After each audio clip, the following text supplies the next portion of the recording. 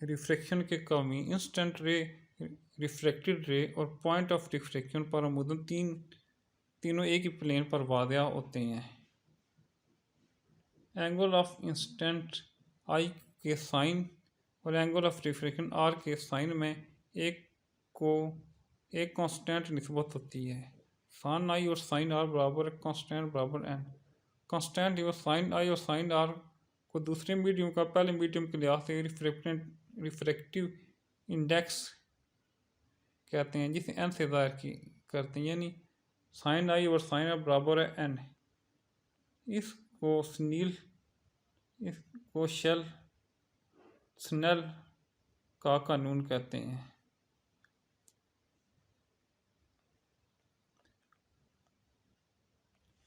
Medium में रोशनी की speed, रोशनी की रिफ्रैक्शन मुख्तलिफ मीडियम में रोशनी की स्पीड मुख्तलिफ होने की वजह से है। मसलन हवा में रोशनी की स्पीड तकरीबन 3×10⁸ मीटर पर सेकंड है, जबकि रोशनी किसी मीडियम में पानी या गिलास से गुजरती है तो इसकी स्पीड कम हो जाती है। पानी में रोशनी की स्पीड तकरीबन 2.3×10⁸ मीटर पर सेकंड, जबकि गिलास में यह स्पीड 2×10⁸ मीटर पर सेकंड है। किसी मीडियम में रोशनी की स्पीड में तब्दीली की वजाहत के लिए हम इंडेक्स ऑफ रिफ्रैक्शन या रिफ्रैक्टिव इंडेक्स की इस्तेलाह इस्तेमाल करते हैं। रिफ्रैक्टिव इंडेक्स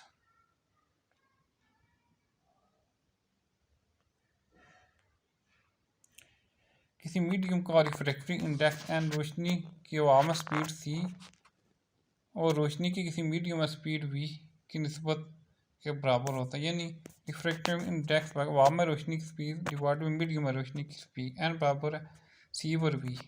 रोशनी की रे शुआ आवाज़ से गिलास की सतह के अंदर दाखिल होती है। Angle of instant 30 degree centigrade है, जबकि गिलास का रिफ्रैक्टिव इंडेक्स 1.52 हो तो एंगल ऑफ रिफ्रैक्शन मालूम करें।